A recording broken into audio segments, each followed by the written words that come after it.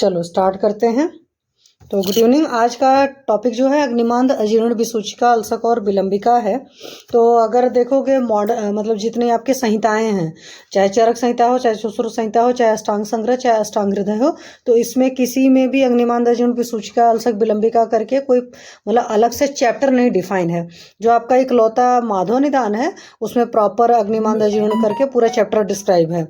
ठीक है, तो इस बात को याद रखिएगा। मान लीजिए वाइवा में आपसे क्वेश्चन पूछा जाता है कि इस तरह की चीज़ कहाँ पर डिफाइन है, तो वहाँ पर आप आराम से बता सकते हो कि इस तरह की चीज़ सिर्फ माधव निदान में, मतलब इस पर अग्निमांद, अजीर्ण, विसूचिका वगैरह के ऊपर चैप्टर दे रखा है।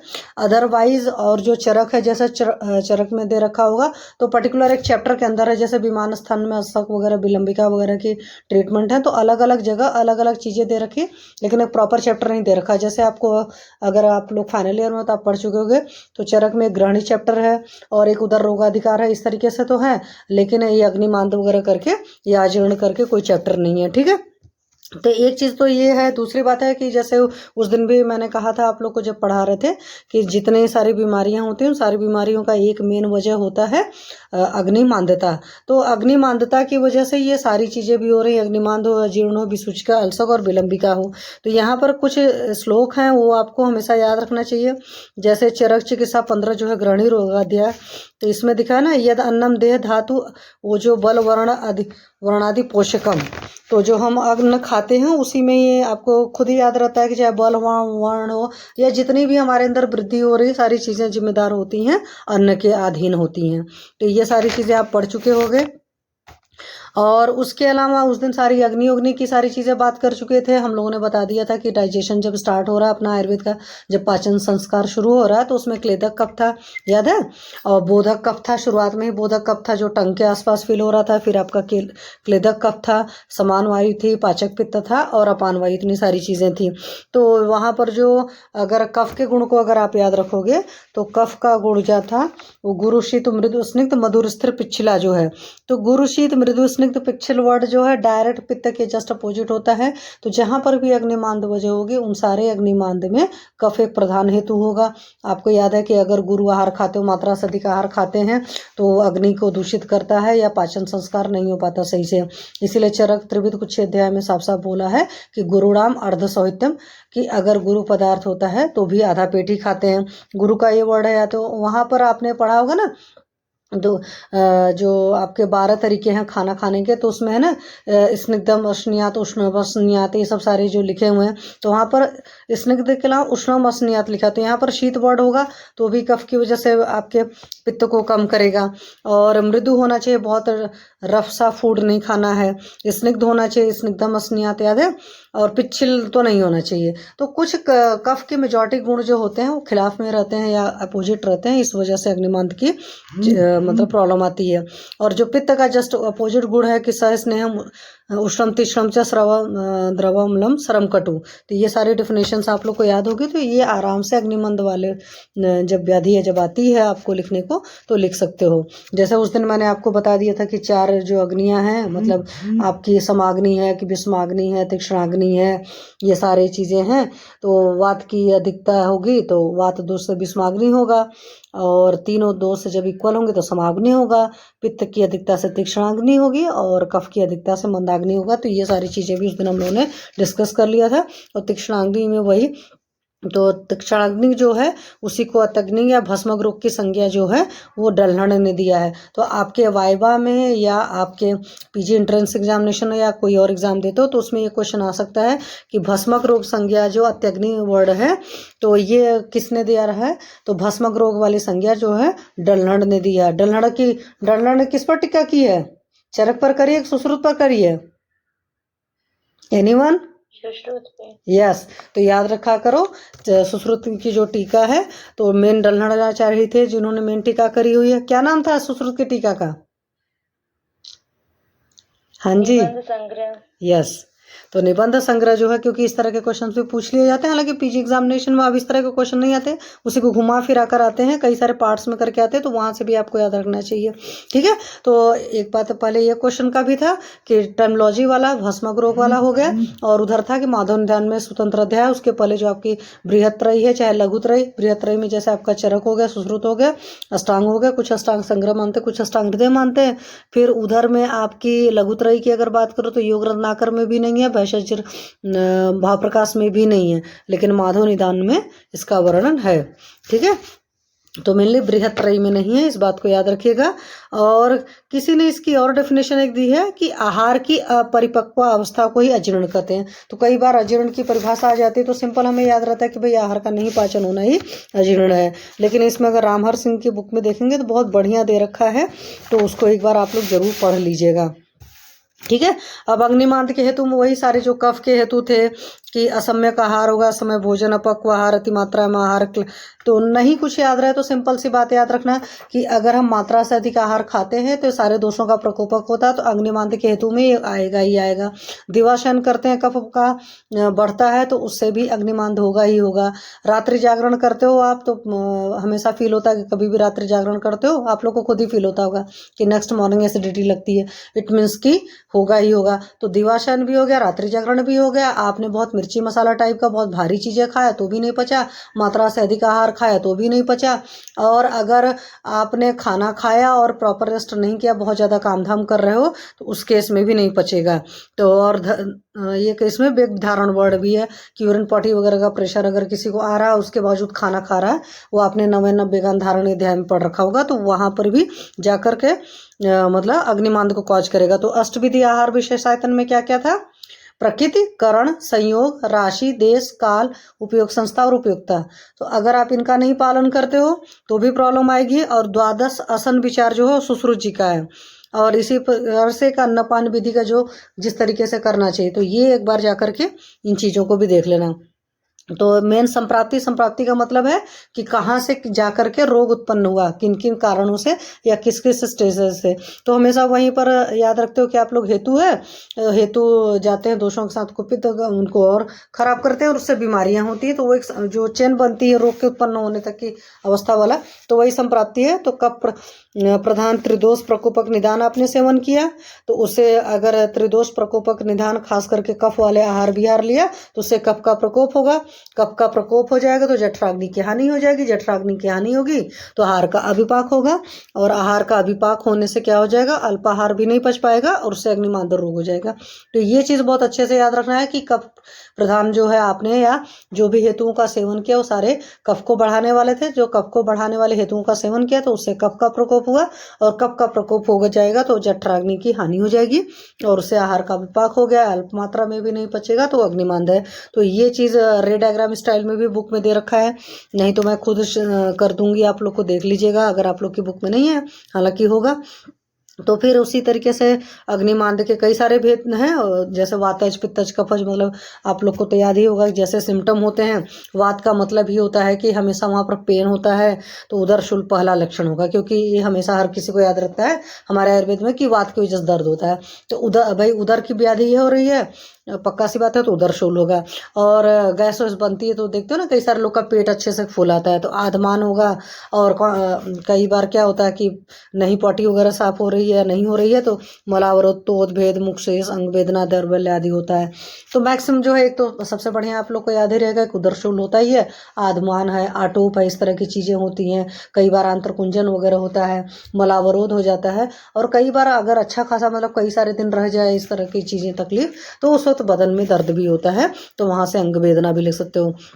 उसी तरह पित्तज अग्निमांद, लोग बहुत सारे लोग बोलेंगे पित्तज अग्निमांद, पित्त तो इटसेल्फ तीक्ष्णक रोग हो रहा था तो उससे अग्निमांद कैसा हो जाएगा।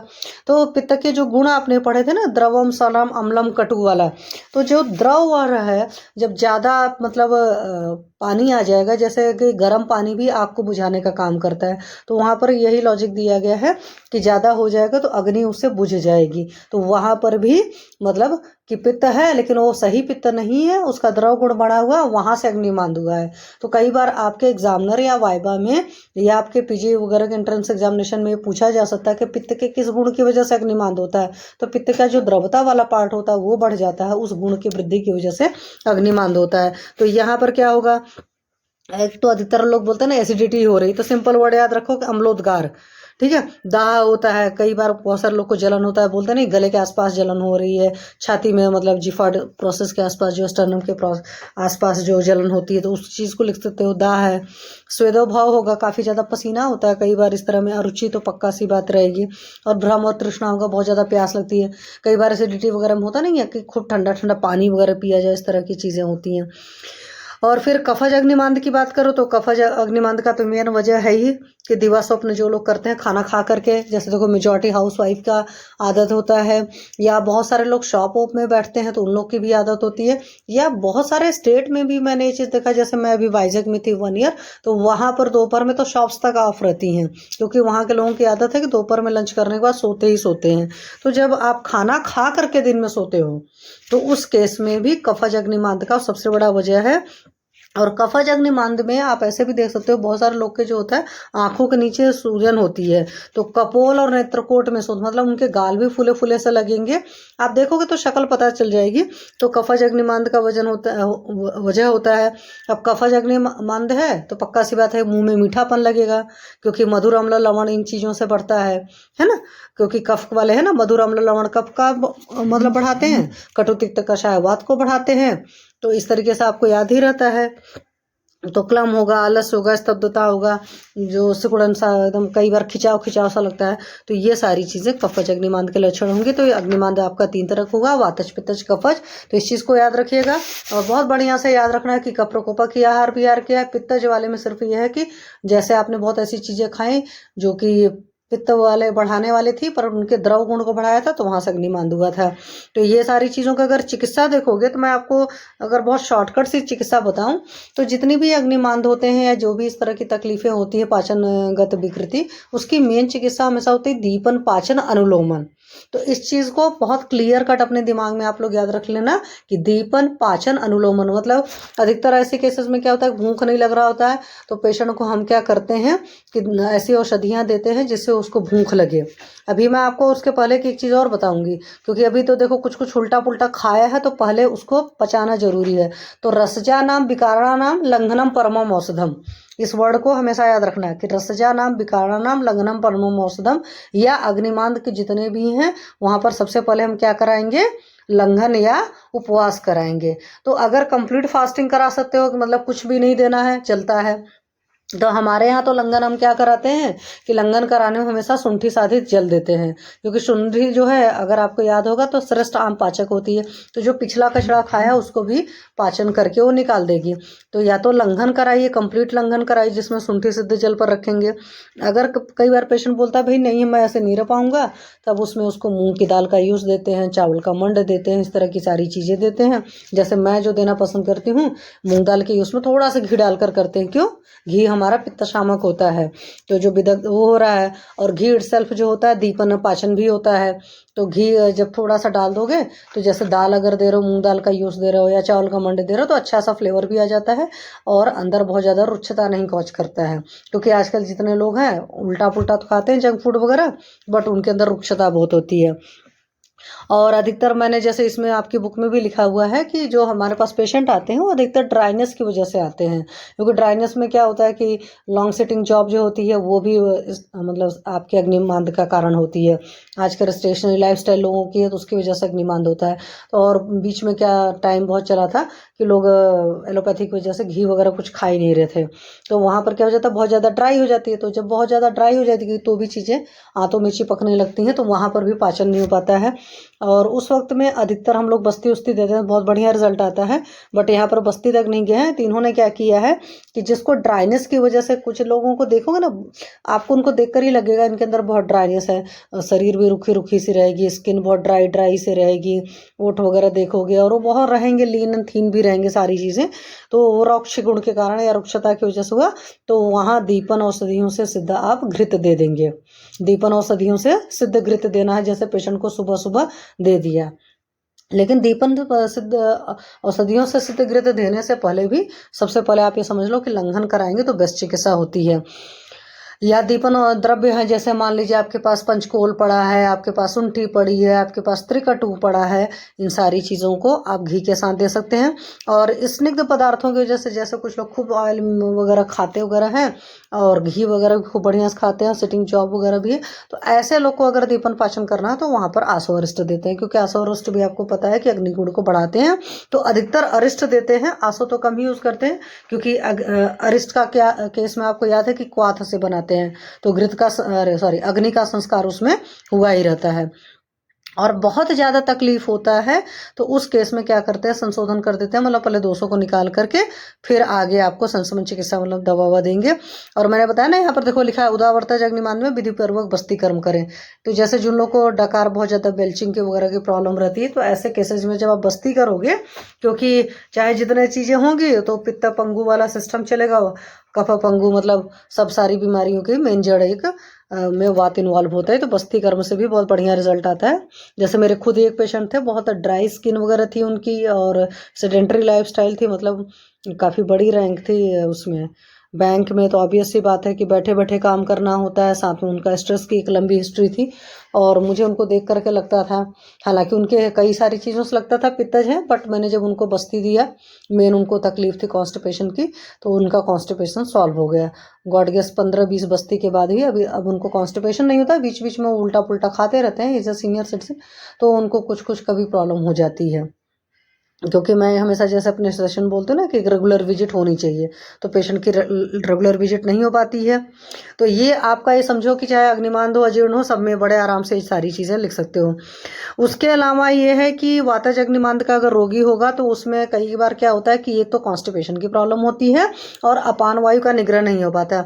तो ऐसे केस में लवण का आप सेवन कराएंगे, तो जो भी औषधियाँ हैं, चाहे आपके पास लवण भास्कर चूर्ण है, शिवाक्षार पाचन चूर्ण है, इस तरह के पाचन चूर्ण बहुत सारे तो हैं, समुद्रादि चूर्ण होता है, मतलब जो भी अपना इस्तेमाल करो। अब जैसे मैं तो जो इस्तेमाल करती हूँ, मैं आपको साफ साफ बता दूं, मेरा drug of choice mainly Hingvashtak है, और हिंगवाष्टक अधिकतर मैं अपान काल में चलाती हूँ, क्योंकि अपान वायु की विकृति अधिकतर रहती है जो पेशेंट्स आते हैं। हालांकि समान वायु की भी होती है, लेकिन क्लियर कट जब पेशेंट बताता है तो बोलता है पेट नहीं साफ हो रहा है, फिर आगे आप पूछना शुरू करो तो होता है कि मल हार्ड है, ये सब सारी चीज़ें समझ में आती हैं। ये आप पूछते हैं, जैसे उस दिन मैंने बताया था कि आप चेक कर सकते हो कि मल मतलब पेशेंट से पूछ सकते हो भाई पानी में डूबता है, तैरता है। डूबने का भी ये है कि कितना कितना डूबता है, उस हिसाब से भी आप डिसीजन ले सकते हो कि कितना आम अवस्था है, ठीक है।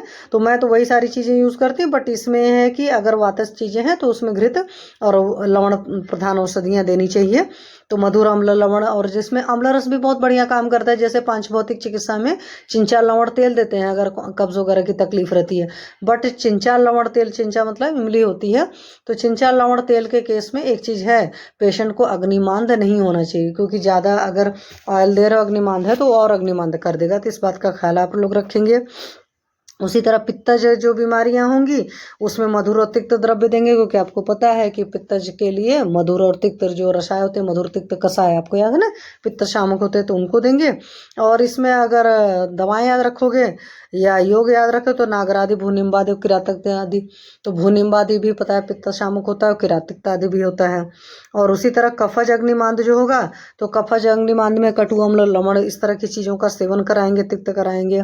और कफ ज़्यादा रहता है तो हमेशा उस केस में वमन करा लेना चाहिए, और साथ में घृत के साथ पंचकोल का करा देंगे। तो पंचकोल चूर्ण जो होता है कई सारे पेशेंट्स को मैंने दिया है, हालांकि यहाँ पर चूंकि बुकिश नॉलेज है तो आप पंचकोल ही लिखिएगा, वरना ये होता है कि आप ड्रग का या योग का अमाउंट कम करके ज़्यादा करके भी अलग अलग बीमारियों में यूज कर सकते हो। पर चूंकि आपको नोट्स में लिखना है तो यहाँ याद रखना, यहाँ आपका लवण भास्कर चूर्ण, चूंकि हमें वातज व्याधियों में लवण देना था तो लवण वाला दिया है हमने, पित्तज में भू निम्बादि किरातकता आदि इस तरीके से दिया, और कफज वाले में पंचकोल दिया है, क्योंकि पंचकोल का कॉम्बो आपको याद होगा, पिपली, पिपली मूल, चब्बे, चित्रक, नागर। तो चित्रक जो है काफी गर्म होता है, नागर मतलब आपकी सुंठी हो गई, चब्बे मतलब उसी तरीके से, और पिपली जो होती है अनुष्ण शीत होती है, अगर उसका वीर्य आपको याद है। ठीक है, तो लॉन्ग टर्म में पिपली, क्षार और लवण का ज्यादा सेवन नहीं किया जाता है, ये भी आपको याद होगा अगर विमान स्थान अच्छे से पढ़े होंगे। तो पंचकोल अधिकतर कफज व्याधियों में ज्यादा यूज होता है। अगर आप वातज को भी चलाना चाहते हो चला दो, बढ़िया से घी वगैरह उसमें अच्छे डाल करके दे देते हो और अमाउंट कम कर देते हो तो कोई तकलीफ नहीं होती है। तो मैंने पंचकोल लोगों को दिया है, क्योंकि मात्रा पर भी बहुत कुछ निर्भर करता है। जैसे आपका वहां पर है ना कि सर्वदोष प्रकोपक क्या होता है, सबसे ज्यादा आहार खाना, ज्यादा मतलब मात्रा से अधिक आहार खाते हो तो सर्वदोष प्रकोपक होता है, वेगों का धारण सर्वदोष प्रकोपक होता है, दिवा स्वप्न जो होता है सर्वदोष प्रकोपक होते हैं। तो उसी तरीके से इन चीजों का भी ख्याल रखना, क्योंकि आपको वहां पर रट्टा पर थोड़ा सा मारना ही है। और व्याधि प्रत्यनिक चिकित्सा में जैसे अपने शास्त्र में हमेशा बोलते हैं कि खाने से पहले लवण अदरक खाना चाहिए, मतलब पतले पतले इसके क्या बोलते हैं, जिंजर के टुकड़े काट लो, उसको सेंधा नमक के साथ चाटन के लिए बोलते हैं, या कुछ लोग बोलते हैं सिरके को और अदरक के साथ सेवन करने को। तो इस तरह की सारी चीजें हैं। और पित्त प्रधान व्याधियों में आप दीपन पाचन के रूप में ना सीतोपलादि भी यूज कर सकते हो। हालांकि मैं आपको अंदर की बात बता दूं, जैसे अगर किसी को कफ एंड कोल्ड है और आप सीतोपलादि देना चाहते हो तो आते ही पेशेंट को सीतोपलादि मत देना। सीतोपलादि पहले थोड़ा सा दीपन पाचन करा कर, मतलब थोड़ा पहले लंघन उंघन करा कर देख लो, अग्नि थोड़ी सी ठीक हो जाए तब उसमें देना, क्योंकि प्रॉपर अच्छी खासी मिश्री पड़ी होती है। तो कई बार सीतोपलादि वहाँ काम नहीं करती कफ एंड कोल्ड के केस में। तो आप देख लो पेशेंट को और देख करके थोड़ा सा मतलब लघु लंघन करा करके बाद में सीतोपलादि दोगे तो बढ़िया काम करता है। उसी तरह आपको सारी और जैसे अब रामहर सिंह सर ने तो लिखा है अग्नितुंडी बटी। हालांकि मैं आपको बताऊं मैंने अग्नितुंडी बटी कम यूज करी हुई है, हर आदमी का अपना है। कुछ लोग को चित्रकादी बटी का बहुत जगह चॉइस रहता है अग्निमांद वगैरह के केस में। हिंग आदि बटी, लहसुन आदि बटी, जहाँ पर गैस वैस ज़्यादा बनती है वहाँ लहसुन आदि बटी दीजिए। बट लहसुन आदि बटी जो होता है पित्तज विकार में नहीं देते हैं, क्योंकि लहसुन थोड़ा सा ज़्यादा उष्ण होता है। और कुछ लोग शंख बटी वगैरह भी यूज करते हैं, कुबेराक्ष भी यूज करते हैं। जैसे पीसीओडी वगैरह के केस में जब अग्निमांद रहता है तो वहाँ पर आपको कुबेराक्ष बटी यूज करते हो तो बहुत बढ़िया रिजल्ट आता है। और इसी तरीके से कुछ लोग संजीवनी बटी यूज करते हैं। सबकी अपनी अपनी ड्रग ऑफ चॉइस है, बट आप लोग को लिखना है तो ये रट्टा मारना पड़ेगा। व्यवस्था पत्र में पहला ही है अपने यहाँ, सबसे पहली चिकित्सा क्या है, निदान परिवर्जन। तो जिन हेतुओं की वजह से हुआ उन हेतुओं का त्याग करना सबसे पहली चिकित्सा है। और जब आपने निदान परिवर्जन बता दिया तो उसके बाद पथ्यापथ्य बताएंगे क्या खाना है क्या नहीं खाना है, कि जैसे गुरु आहार नहीं खाना है, शीत आहार नहीं खाना है, कि आजकल लोग बड़ा मौसम थोड़ा सा ठीक नहीं हुआ कि चलो आइसक्रीम कुल्फी सब सारा खाना शुरू कर दिया। तो इन सारी चीज़ों का आप लोग को मतलब बताना है, पेशेंट को ख्याल रखना है। और उसके बाद दवा लिखने में चाहे जो भी लिख लो, जिसमें चित्रकादि बटी, हिंगवादी बटी, आपको जो भी याद रहे, हिंगवासक चूर्ण वगैरह याद रहे। तो जैसे आपने पढ़ा था वातज में था कि वहाँ पर लवण वाले थे, लवण भास्कर चूर्ण है, पंचसकार चूर्ण है, षटसकार। हालांकि ये सब भी हम लोग अनुलोमक के फॉर्मेट में भी देते हैं, बट कॉम्बो याद रहेगा तो उसमें सारी दवाएं दीपन पाचन अनुलोमन प्रॉपरली करता है। ठीक है, तो ये चिकित्सा सूत्र है। और उसके अलावा इसमें है कि अगर भोजन के बाद देना तो द्राक्षारिष्ट दीजिए, वो बहुत बढ़िया काम करता है। द्राक्षारिष्ट आप इसको मतलब एज ए लग्जेटिव भी यूज़ कर सकते हो। मतलब अगर पेशेंट का वो मलबद्धता रहती तो भी द्राक्षारिष्ट आप यूज़ बढ़िया कर सकते हो। द्राक्षारिष्ट शरीर में ताकतों को चाहिए, जो एनीमिक पेशेंट होते हैं आप वहाँ पर भी यूज़ कर सकते हो।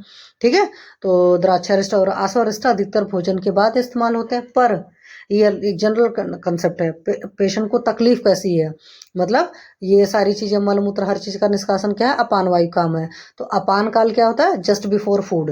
तो जैसे हिंगवाष्टक वगैरह देते क्या है, जब मान लीजिए 1 ग्राम 3 ग्राम दिया, मतलब 1 चम्मच दे दिया हिंगवाष्टक, उसमें 1 चम्मच देसी घी गर्म करके बोल दिया डाल करके, फिर चाटन कर लिया पेशेंट ने, तो इस तरीके से हो जाता है।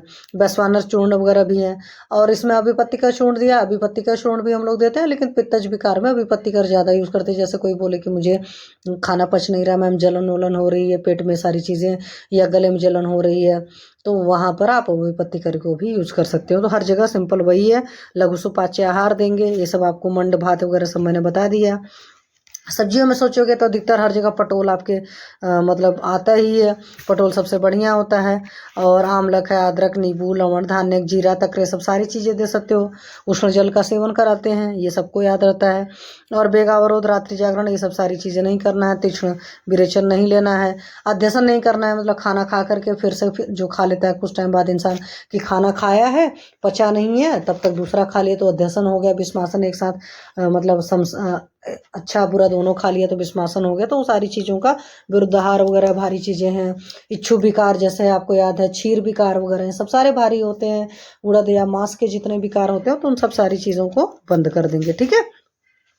फिर उसी तरह अजीर्ण के बारे में है, तो अजीर्ण का भी याद रख लेना। न ई में जीर्ण प्रत्यय करके बना हुआ मंदाग्नि वर्ड है, तो यहाँ पर भी सब सारे वही है। अब अजीर्ण में एक और बढ़िया सा चीज दे रखा है, एक श्लोक है अति अम्बुपान करके।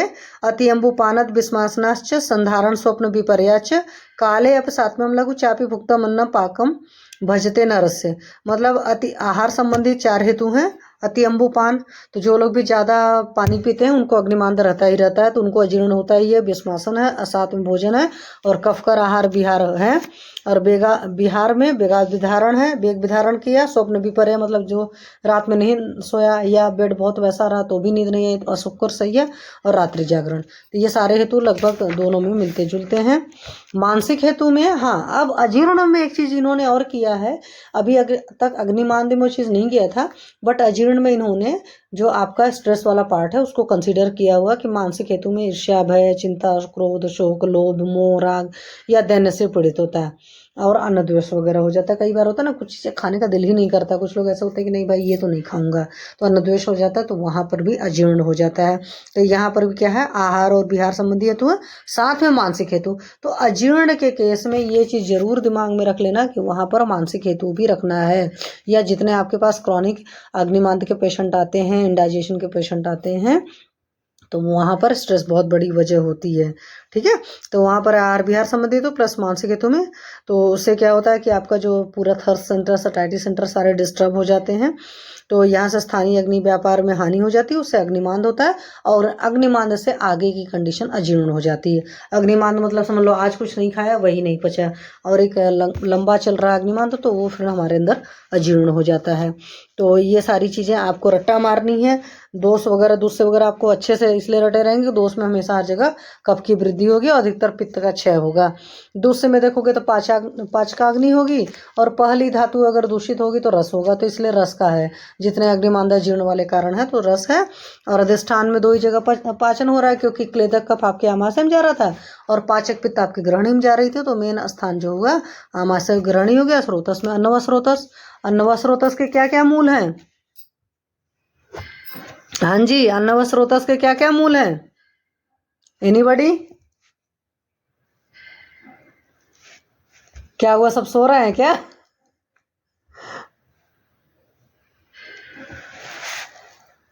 हाँ जी, आमाशय और आमाशय के अलावा भी है, याद है? एक और है, याद नहीं आ रहा। आमाशय के अलावा आम और पार्श्व है ना, जो दोनों आपके पार्श्व हैं वो भी ये कंसीडर करते हैं। ठीक है। तो अन्नवा स्रोतस के मूल लिख लीजिएगा, या अन्नवा अकेले लिख सकते हो, नहीं याद रहेगा तो कर सकते हो। अदरवाइज आमाशय और वाम पार्श्व जो दोनों तरफ के पार्श्व होते हैं वो भी काउंट होता है। और साथ में व्याधि जो है ये आमाशय है, क्योंकि मेन जो आपकी आयुर्वेद की परिभाषा है उसमें क्लेदक कफ वाला काम आमाशय में है। तो आमाशय क्योंकि व्याधियों में 2 ही होती है ना, एक आमाशय समुत्थ, एक पक्वाशय समुत्थ। तो पक्वाशय समुत्थ ये नहीं काउंट होती है, अग्निमांद जीर्ण वगैरह आमाशय समुत्थ में काउंट होते हैं। और पूर्व रूप में अन्नाभिलाष हो जाएगा, जैसे जीर्ण वगैरह के मरीज को कुछ खाने का मन नहीं करता, रुचि होती है, विपाक होती है, और ज़्यादा ये सब सारी चीज़ें रहती है, तो नौजिया टाइप की फीलिंग होती है, सर्दी होती है। या कुछ लोग का और तकलीफ बढ़ जाती है, जैसे मतलब सारी चीज़ें चल रही हैं बट तब पर ही कुछ अच्छा देखकर खाने का मन करता है, खा लेते हैं तो उनको सर्दी भी होती है। तो अन्नाभिलाष, अरुचि, विपाक तीनों ए अल्फाबेट से है कि ठीक है, मतलब मन खराब होगा, कुछ खाने का दिल नहीं करेगा, ये सारी चीज़ें तो याद रखना, डाइजेशन नहीं होगा। और सामान्य लक्षण में क्या होता है, अग्निमांद अजीर्ण जिनको होगा उनको मल का विबंध होता ही होता है, क्योंकि अजीर्ण अग्नि अगर अच्छी होती है तो विबंध नहीं होता है। या कुछ केसेस में कॉन्स्टिपेशन क्या होगा, कुछ केसेस में लूज मोशन भी होता है। जैसे ग्रहणी में आपने पढ़ा है ना, मुहुर्बद्धम मुहूर वर्ड नहीं याद आ रहा, मतलब कभी बधा हुआ निकलता है, कभी बिल्कुल वैसे पतला निकलता है। मुहुर्बद्धम मुहुर, हाँ, मुहुर्बद्धम मुहुर द्रवम। तो वहां पर होता, तो ऐसे यहाँ पर भी होगा, कभी कॉन्स्टिपेशन होगा, कभी लूज मोशन होगा। और अधिकतर ऐसे मरीजों को पूछोगे तो उनको कई बार कुछ मरीज ऐसे होते हैं जो बोलेंगे उनको अधोवायु नहीं निकलती है, तपान वायु का भी अवरोध रहता है। डकार आएगी तो प्रॉपर डकार नहीं आएगी, जैसे आपने पढ़ा ना शुद्ध उद्गार आना चाहिए, तो कई बार शुद्ध उद्गार भी नहीं आएंगे। और जिस इंसान को भी अजीर्ण अग्निमांद रहेगा तो उसका एनर्जी लेवल बहुत डाउन सा रहेगा, क्योंकि प्रॉपर अंदर डाइजेशन तो हो ही नहीं पा रहा है। जो तो जितना समझो कि एटीपी बननी चाहिए थी वो सारी एटीपी वगैरह कुछ सही से तो बन नहीं रही है, तो उस इंसान को शैथिल्य भी रहेगा। और खाना चूंकि पच नहीं रहा तो पेट के अंदर आवाज भी आएगी, पेट फूला फूला रहेगा, फारा रहेगा, और ये सारी चीजें होंगी। तो उधर आपने पढ़ा था ना, अंगमर्द रहेगा, बदन में एक अजीब टाइप का दर्द रहेगा, अजीब टाइप का आलस रहेगा, अजीब टाइप के, ये सारी चीजें जो है आप वहां से लिख सकते हो। पित्तज लक्षण भी सारे लिख सकते हो, सामान्य लक्षण में तो सब कुछ लिखते हैं। अधिक प्यास लगेगी, भ्रम लगेगा, ज्वर भी हो सकता है, क्योंकि ज्वर भी आपका आमाशय समुद्र व्याधि में आता है। अग्निमांद का जो आपने पढ़ा था संतापो देह मानस, तो ज्वर का लक्षण है, तो वो सारी चीजें होती हैं। और कई बार अन्न विष भी बन जाता है सारी चीजों में। अब यहाँ पर थोड़ा सा फर्क ये रहेगा कि जो विशिष्ट लक्षण में जैसे आमाजीर्ण, विदग्धाजीर्ण, विष्टब्धाजीर्ण है, ये सब रसेसाजीर्ण है। तो आमाजीर्ण में क्या होगा, आमाजीर्ण है, आमाजीर्ण मतलब कफ वाला लक्षण, तो शरीर गौरव उत्क्लेश, कफोल और अच्छी कूट में शोथ, अविदग्ध उद्गार, जो उधर पढ़ा था कफ वाला लक्षण। विदग्धा वाला मतलब पित्त वाला, भ्रम तृष्णा मूर्छा विविध पैतिक लक्षण, और सधूम अम्ल उद्गार, कुछ लोग का होता है ना धुआं जैसा निकल रहा है, उस तरह की फीलिंग आती है। और विशब्दावात वाला था तो शूल आधमान विविध वातिक वेदनाएं मल तथा दवाई की अप्रवृत्ति, स्तंभ मोह तथा अंग पीड़न। तो इसमें जितना जितना आपको याद रहेगा आप उससे आपसे लिख सकते हो, पर थोड़े बहुत याद रहने चाहिए, या समझ में आना चाहिए कि इसमें कौन से कफज वाला लिखना है, किसमें पित्तज वाला लिखना है, किसमें वातज वाला लक्षण। और रस शेषा जीर्ण में क्या होता है कि मेनली इसमें हृदय वाला ज्यादा काम होता है, क्योंकि शुरुआत का ही है, तो हृदय के पास में भारीपन लगेगा, हृदय का शुद्धि होगी और रुचि होगी। और उपद्रव में तो बहुत कुछ हो सकता है, जैसे मूर्छा, प्रलाप, इधर उधर का बोलना, भ्रम, अंगसाद, ये सब सारी चीजें होता है। और कई बार अजीर्ण से मृत्यु भी हो सकती है, तो ये चीज याद रखिएगा। होता है ना फूड पॉइजनिंग वगैरह वाले जो केसेस होते हैं उस तरीके से, या कई लोगों की आदत होती है कि खाए जाते हैं कुछ भी मिलता है, तो उस केस में हो सकता है। और विशेष उपद्रव में पित्त की वजह से पित्त वाले लक्षण होंगे तो अम्ल पित्त हो सकता है, मुख रोग हो सकता है, तृष्णा हो सकता है, कफ की वजह से। देखो यहाँ याद रखना है एक चीज, आप लोग को ट्रीटमेंट में बहुत याद आएगा कि जिन लोगों को प्रमेह की बीमारी होती है, पीनस होता है मतलब जुकाम होता है, वो सारा कफ अजीर्ण वाला होता है। कफ के संपर्क से अगर अजीर्ण होता है, मेरा कहने का मतलब है कि जब कभी आपके पास कफ एंड कोल्ड का पेशेंट आता है तो उसको अजीर्ण की चिकित्सा जरूर कराइए। या आयुर्वेद में जैसे अब मैं प्रैक्टिशनर हूँ तो मुझे ये चीज समझ में आ गया कि हर बीमारी में दीपन, पाचन, अनुलोमन कराना ही कराना है, और उसके अलावा और क्या जरूरत पड़ेगी वो हम बाद में सोचेंगे, क्योंकि हर बीमारी की जो जड़ है वो आपको अपने आयुर्वेद में बोलते हैं ग्रहणी दुष्टि है, या पुराने वैद्य बोलते थे पाचन विकृति है, या बोल देते हैं कि भाई सब में अग्निमांदा और अजीर्ण होता है, जो वाग्भट जी ने कहा रोगा सर्वे भी मंदे अग्नो, है ना। तो इस बात को ख्याल रखना। और अगर वात के संपर्क से होगा तो शूलाधमान, वही सब सारी चीजें, अफारा सफारा। और अन्य धातु के होगा तो जैसी जगह जहाँ जाएगा वहां पर, जैसे यूरिन में गया मतलब मूत्रवा संस्थान में गया तो मूत्रगत बीमारियों करेगा, अगर आपके एनल कनाल के आसपास उस तरह गए तो उस तरह की तकलीफें करेगा। तो जिस जिस धातु में जाएगा, रस में जाएगा तो रस के विकार, रक्त में गया तो रक्त के विकार। तो अजीर्ण से जो कुछ आहार बना है अपक्व टाइप का, वो जहाँ जहाँ जाएगा या जहाँ जहाँ संश्रय करेगा वहाँ उस तरह की बीमारियां करेगा। जैसे आपको याद है ना, यत्र संग ख बैगुण व्याधिस्तत्व प्रजायते, तो जहाँ पर भी ख बैगुण होगा वहाँ जा करके उन विकारों को उत्पन्न करेगा। तो ऐसे भी लिख सकते हो। अब अजीर्ण के जो है 7 भेद किए गए हैं, उसमें आमाजीर्ण, विदग्धाजीर्ण, विष्टब्धाजीर्ण और रसेसाजीर्ण आपने किया था। और उसके अलावा एक है दिनपाकीय जीर्ण, एक प्राकृत जीर्ण है और एक अन्य विसजीर्ण है। तो आमाजीर्ण आपने पता ही था कफ वाला था, विदग्धा आपका पित्त वाला था, विष्टब्धा वात वाला था। रसेसाजीर्ण का क्या होता है कि इसका ट्रीटमेंट अलग होता है, इसलिए इन्होंने अलग से लिखा है। सबके ट्रीटमेंट वाइज थोड़ा थोड़ा फर्क होगा। दिनपाकी मतलब जैसे अभी आपने खाना खाया तो तुरंत तो भी नहीं पचा, कुछ टाइम तक वो रात तक पचेगा, तो उसको दिन पाकी अजीर्ण बोलते हैं। और एक प्राकृत अजीर्ण होता है, मतलब खाना खाने के वही है, कुछ टाइम तक नहीं पचा रहता है। तो ये माधव जी ने किया है। और अन्न भी संजीर्ण वो बहुत स्पेशल सिचुएशन होती है। और चरक जी ने इसमें अलसक विलंबिका वाला जब कर रहे थे चैप्टर त्रिविध कुछ अध्याय में, तो वहां पर उन्होंने वर्णन करके रखा है। और थोड़ा थोड़ा फर्क इसलिए है, डिफ्रेंशिएशन करके रखा हुआ है, क्योंकि सब में उस तरीके से आपको आहार विहार बताना पड़ेगा, चिकित्सा बतानी पड़ेगी। और लक्षण भी कई बार होते हैं, जैसे आमाजीर्ण कफ वाला है तो आपको याद होगा कि वहां कफ कौन सा था, क्लेदक कफ था, क्योंकि बोधक कफ तो सिर्फ ज्ञान करा रहा था, तो जो ज्ञान करा रहा था उससे उतना मतलब नहीं है। और मेनली क्लेद का उत्पत्ति, या मतलब क्लेद मतलब एक तरीके से गीलापन, तो वो सारी चीज आपके कफ की वजह से होगी। तो क्लेदक कफ की यहाँ पर वृद्धि हो जाती है, आमाजीर्ण का मेन वजह ये हो जाता है। तो जब वो ज्यादा वृद्धि हो जाएगी तो ये सीएल जो प्रॉपर सिक्रेट हो रहा था वो नहीं सिक्रेट होगा भाई, उसको वैसे ही गीलापन लग रहा है तो क्या सिक्रेट होगा। तो ये चीज है, इसमें और ज्यादा नहीं है। और वही अच्छी कूट और कपोल वाला स्रोत हुआ आपने पहले पढ़ कर रखा है। उसी तरह विदग्धा जीर्ण वाला, एसिडिटी जैसी फीलिंग होगी, अम्लउद्गार होगा ज्यादा, मतलब आपको पसीना ज़्यादा आएगा, या हार्ट के पास में बर्निंग सेंसेशन वगैरह जो पेन वगैरह होता है, ये सब सारी चीज़ें। विस्तब्धाजीर्ण का मतलब वात वाला था, तो उसमें आटो पादमान और विबंध भी आता है मेनली, और उसमें शूल वगैरह सारी चीज़ें रहेंगी। रस से साजीर्ण में शुद्ध उद्गार तो आते हैं, लेकिन ये बोलते हैं कि आहारांश का अवशिष्ट रह जाना ही रस से साजीर्ण, तो अलग अलग लोगों का अलग अलग वो है, बट ट्रीटमेंट वाइज थोड़ा सा फर्क पड़ता है, इसलिए इन्होंने किया है। तो इतना आता नहीं, पर आप एक बार अच्छे से पढ़ लेना कि आमाजीर्ण जो होता है त्रिदोषज होता है, और इसमें अलग टाइप से चलता है। तो उसके बाद दिन पाकी अजीर्ण है, तो दिन पाकी अजीर्ण में कुछ करना नहीं होता, आपको सिंपल सा क्या करना होता है कि आप नियम कानून जो है सही से उठिए, समय से खाइए, वो वाला हिसाब किताब दिन पाकी अजीर्ण में किया जाता है। और उसी तरीके से प्राकृत अजीर्ण का भी वैसे ही काम है, तो इसमें भी कुछ ज़्यादा कुछ करने की जरूरत नहीं पड़ती है। फिर आता है विसूचिका, तो विसूचिका के केस में आप लोग को याद रहता है विसूचिका, सूचीवत वेदना जो होती है, तो ये भी आपके सुश्रुत जी ने दे रखा है। सूची भी गात्राणी तूदन संतिष्ठित अनिला यत्र अजीर्ण सा वैद्य विसूचित निगद्यते। तो सुश्रुत उत्तर तंत्र में है विसूचिका के वर्णन में, तो उन्होंने कहा सूचीवत वेदना होती है। अब इन लोगों ने क्या कहा है कि जैसे अपने लोग कॉलरा में नहीं बोलते हैं कि वॉमिटिंग और लूज मोशंस दोनों होता है, तो उसी को सूचिका विसूचिका बोला है। तो कुछ लोग क्या करते हैं, ऊर्ध्वक विसूचिका होगी मतलब सिर्फ वोमन होगा, कुछ क्या कहेंगे अधोग होगा मतलब लूज मोशन सिर्फ होंगे, और कुछ कहेंगे उभयग होता है, दोनों तरह होता है। और उभयग होगा तो ऑब्वियस सी बात है कि पुराने टाइम का अगर आप लोग को याद हो, से 30-40 साल पहले अगर आप लोगों को किसी ने बताया हो, तो उस टाइम कॉलरा वगैरह के केस में काफ़ी ज़्यादा लोगों की डेथ होती थी, या आपने पढ़ा कर रखा होगा सोशल साइंस वगैरह में, एपिडेमिक वगैरह तक इस तरह के इंटेस्टाइनल फीवर वगैरह तक में, आंतरिक ज्वर वगैरह में भी कॉज हो जाता था, या जो कॉलरा के केस में भी पहले, क्योंकि वाटर पोल्यूशन वगैरह वाला चक्कर होता था ना, नदियों का पानी पीना है, नहीं साफ सुथरा है, एक से दूसरे को हो रहा है, तो बहुत ज़्यादा इस तरह की प्रॉब्लम आती थी पहले। ठीक है, वैसे भी आपके दोनों